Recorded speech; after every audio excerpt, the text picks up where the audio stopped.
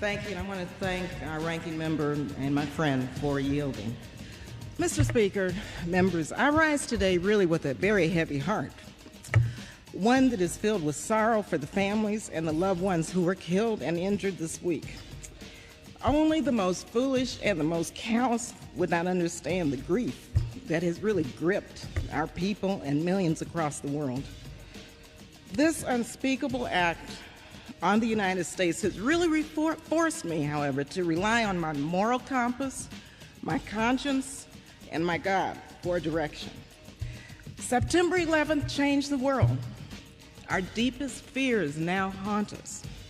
Yet I am convinced that military action will not prevent further acts of international terrorism against the United States.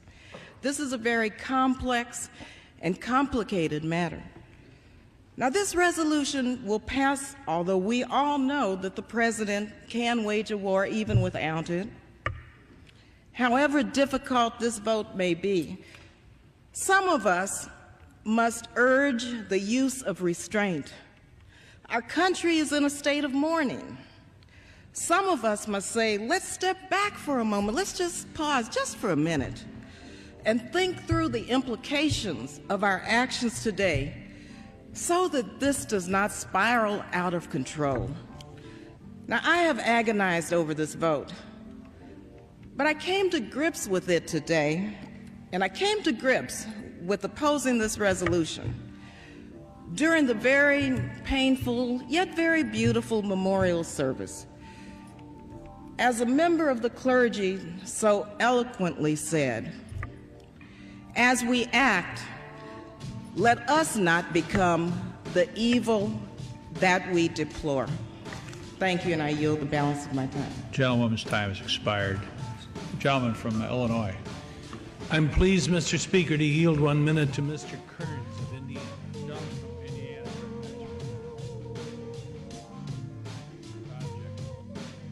Thank you, gentlemen. Speaker, I rise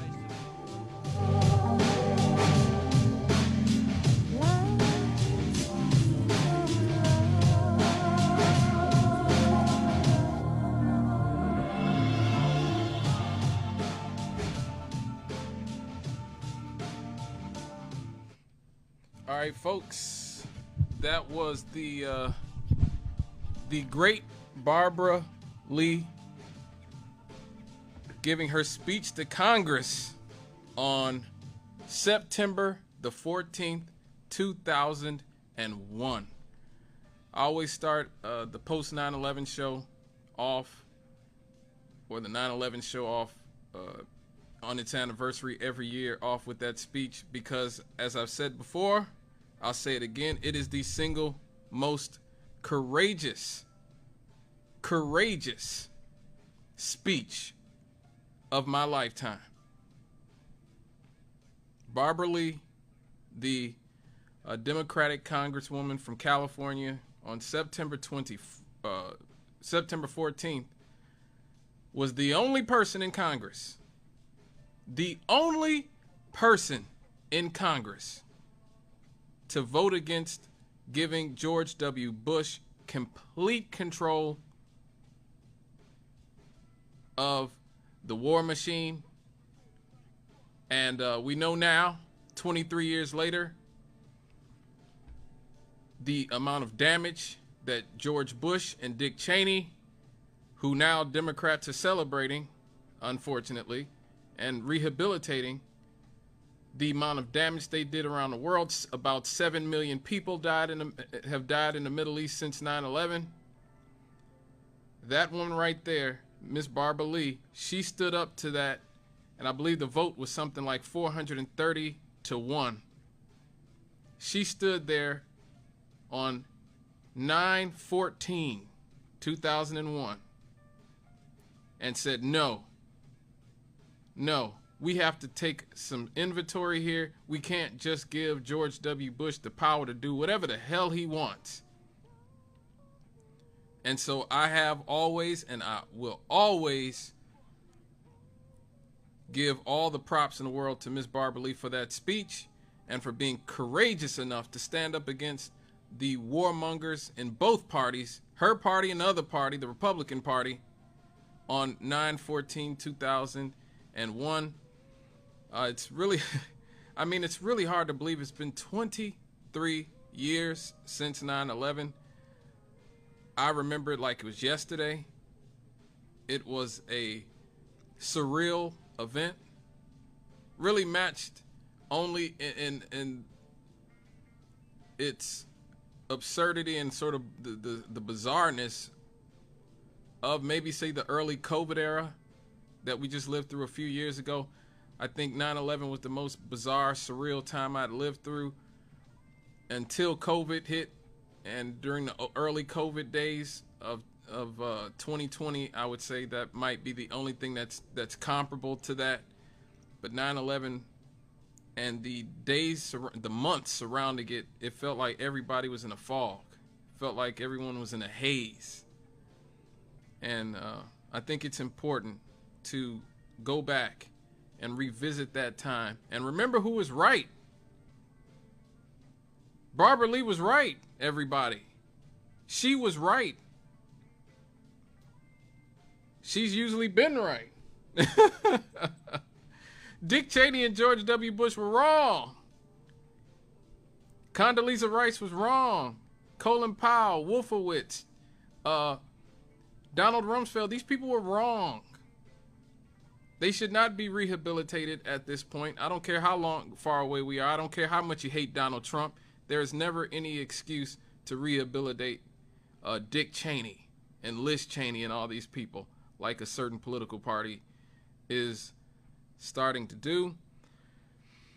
But unfortunately, 9/11 was a tragic event. Unfortunately, we are not done with the tragedy here. This has been a very, well, I guess last week I started the show off on a tragic note, and I guess we're starting this week off on a tragic note as well. I guess it's just the sign of the times that we live in, unfortunately. First and foremost, I want to give my condolences to the family of Miss Kia Tidwell. This woman was a mother of 6 children.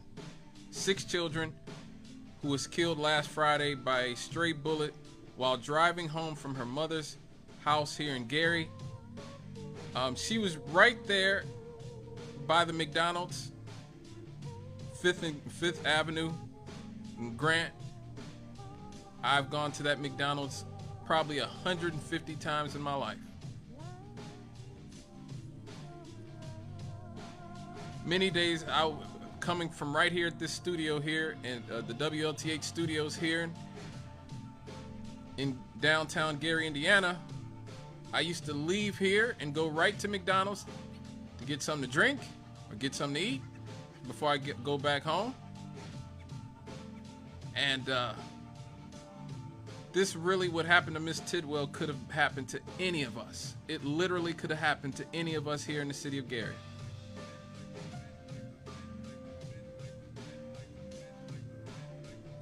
And so I think that this type of death must cause a certain amount of self-reflection within a community and within a society, because this was wholly preventable. But the circumstances that causes the violence in our communities is repeated over and over again. There is no one political party that is responsible. There's no one factor that is solely responsible. It is symbolic of an overall collapse of the mores and values of a society. And so again, I need all of us to take a look in that mirror and ask ourselves, who are we? Who are we as a city? Who are we as a county? Who are we as a state? And most importantly, who are we as a country?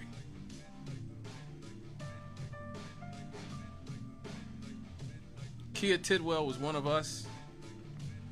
She grew up right here in the city of Gary. Later on moved to Portage, like so many of us do, because so many people don't want to live in Gary anymore because of things like this. She had 10 siblings. 10. I mean, she had 9 siblings, I'm sorry. She was the 8th of the 10 siblings. And she herself was a mother to 8 children. That is incredible. She has a son who is in college right now. And she has a baby that is 4 years old. Miss Kia Tidwell was also a grandmother with a 2-year-old grandchild. And so I'm asking everybody, if you can donate. Her family is holding a GoFundMe, and the campaign is called Donate to Help Kia's Family Rebuild After Tragedy. It is organized by LaSonia McNeil, either Lasagne or LaSonia McNeil. The campaign is Donate to Help Kia's Family Rebuild After Tragedy. It is organized by Lasagne McNeil. And if you have any information whatsoever about what happened to Miss Kia McNeil, please call Detective Roger Escudia at 219-755-3855. That is Detective Roger Escudia, 219-755-3855. Or you can send an email to rescudia@isp.in.gov, or you could just call the anonymous tip line 219-207-8477. Rest in peace to Miss Kia Tidwell. Unfortunately, that wasn't all of the death that we had this week here in I guess in our culture. James Earl Jones passed away, one of the pioneers of cinema, especially for us in the black community. He was 93 years old. He made his screen debut as a bombardier in Dr. Strangelove, which is one of the greatest movies of all time. One of the funniest movies. If you haven't seen Dr. Strangelove, it perfectly encapsulates the type of warmongering mentality that you see in this country now. It's sort of funny how a movie like that is perfectly situated to capture the type of Russiagate, Red Scare, McCarthyist baiting that we have going on in our society today. So that's a great movie. If you haven't seen Dr. Strangelove, I watched it a few years ago. It was like, man, was this movie made in 2015 or something? Was it made recently? Obviously, he was probably best known as Darth Vader. A movie he didn't even show himself in. He never appeared on screen as Darth Vader. There was actually a bodybuilder who wore the actual suit. James Earl Jones just gave him the voice, and that voice is iconic. Luke, I am your father. I mean, I've never even seen Star Wars, and I know Luke, I am your father. I know Darth Vader's voice. I know Darth Vader's lines.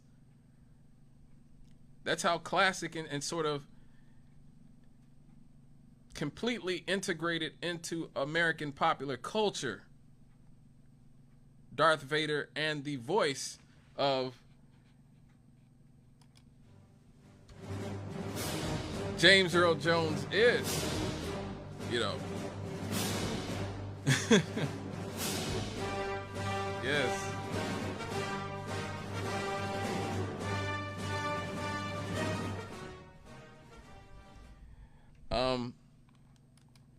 He also played Mufasa in The Lion King. He was also Mufasa in The Lion King. And he's one of the few people to achieve the EGOT status, which is he won 2 Emmys, he won a Grammy Award, he won a Tony Award, and was presented with the Honorary Academy Award. One thing that was crazy to me, he was only paid $7,000 for Star Wars. To play Darth Vader, he was only paid $7,000. That's it. That's crazy to me. $7,000. And but he said that the commercials that followed actually took good care of him, he said. So he made a lot of money from commercials after playing Darth Vader. In September of 2022, he announced that he was retiring from the voice of Darth Vader, with future voice roles being created with speechers and, you know, AI basically using archive audio of James Earl Jones. He's also the second African-American male performer to be nominated for the Academy Award. He was born in Mississippi. Reading about him was very interesting. He was mute.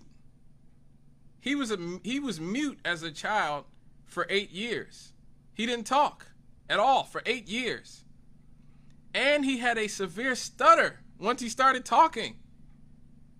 So this man, with one of the most iconic voices of the 20th century, started off not being able to talk and having a stutter.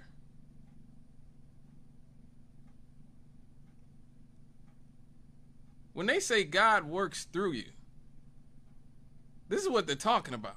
Like, think about how improbable that is.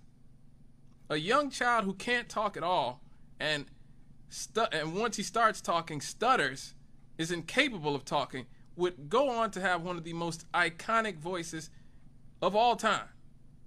Look at God. Look at God. He went on to study drama at Michigan University. And obviously, for many years, was the voice of CNN. This is CNN. That was James Earl Jones. His final on-screen role was that of King Jaffrey Joffer in Coming to America from a few years ago. I'm going to be honest with you guys. That was not a great movie. I love Coming to America, the first one from '88. That's one of the greatest movies ever. One of the greatest comedies ever. One of the greatest movies ever. But Coming to America with the number 2 America from a few years ago, they could have kept that one. Too politically correct, too much nonsense. Wasn't funny. Sorry, just really wasn't that funny. But it was good to see him, James Earl Jones and Matt Sinclair, I think, one more time. And Eddie Murphy as Prince Hakeem. It's good to see them. Semi, Arsenio Hall. But last but not least, we also have to talk about the death of soul icon Frankie Beverly. The legendary Frankie Beverly. The legendary soul singer from the band Maze. He passed away on September 10th at the age of 77. His death was announced by his family through social media, where they expressed their grief and asked for privacy. So I hope everyone grants them the privacy they need. This one hit me very hard because I grew up on Frankie Beverly's music just like everybody else in America, well, at least in Black America. I was pretty shocked when I heard that not too many white people know a lot about Frankie Beverly. Like Frankie Beverly and Maze are pretty much a fairly black phenomenon. So, you know, all the black people on social media were sort of crying and freaking out about his death, and white people like, well, who's Frankie Beverly? I mean, just hit after hit. Before I Let Go, Joy and Pain, The Golden Time of Day. At the United Urban Network, we used Frankie Beverly's music, We Are One, all the time for when we would make promo videos for our events.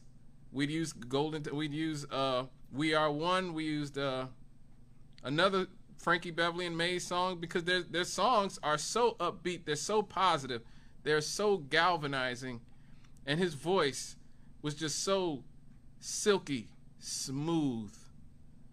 One of the great silky smooth singers of all time. One of the great performers too. Maze is one of the great live acts of all time.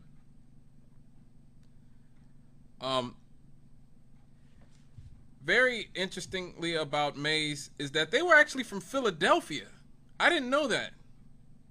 I did not know that. They actually relocated from Philadelphia to the West Coast in the 70s, and that's when they really got discovered by Marvin Gaye. And I really had no idea about that. Obviously, in 1981, they released what many consider to be the unofficial Black national anthem, which is Before I Let Go. Yes, Before I Let Go, a great, great song. Maybe we'll get to play it later on if we have time. Beyonce actually covered it. She did a decent version. I mean, I could have done without it, but, you know, again, it's good on Beyonce for giving light and a quick paycheck to some legends. This is sort of shocking because he had just announced that he was retiring from music this year. Just this year. And from March to July, they brought their I Want to Thank You Farewell Tour to cities all over the country with guest appearances from Shaka Khan and El DeBarge. And he actually passed the baton to the new singer and said that Maze would go on without him. I just thought he was retiring. I didn't know he was dying. And so, but it just goes to show you that he was the type of person not to hog the spotlight. He wanted to see his brothers go on and continue to make music without him. Oh man, so this is a true loss. I told you guys at the beginning of this decade, a few years ago, that this decade, the 2020s, would be probably the worst celebrity decade for deaths ever that we'll ever see, because there was a brief period in time between the 1960s and the 2000s before the internet, the proliferation of the internet sort of balkanized us as a culture and made it a lot harder for us all to love the same things and enjoy the same things and respect each other. You know, social media and the internet has sort of broken us apart again. There was about a 40-year period where there was a mass culture in this country, and so many people who came to prominence from the 1960s, from the 1970s, those people, it's about that time. It's about that time. All the people from Motown who are still alive, it's about that time. All the people from the British invasion, from, you know, the golden age of Hollywood cinema, the 1960s and 70s. And again, because of the conditions of our culture, because of the nature, the balkanized nature of the internet, because of the consolidation of our media that does not allow for creativity in the same way that it did in the 60s and 70s and 80s and 90s. We are not replacing these people. We are not replacing James Earl Jones, and we're not going to replace a Frankie Beverly. We're not replacing these people who came to prominence during a time that people were allowed to be creative. And so these losses are going to pile up and they're going to hurt. And so I hope that the people who are still around, I hope you all appreciate them and continue to love on them and give them their flowers while they're here, because, you know, when they're gone, that's about it. We got to hit a commercial break. But before we do, we're going to have a 10-bell salute for Miss Kia Tidwell, for James Earl Jones, and for Mr. Frankie Beverly. We'll be right back after this.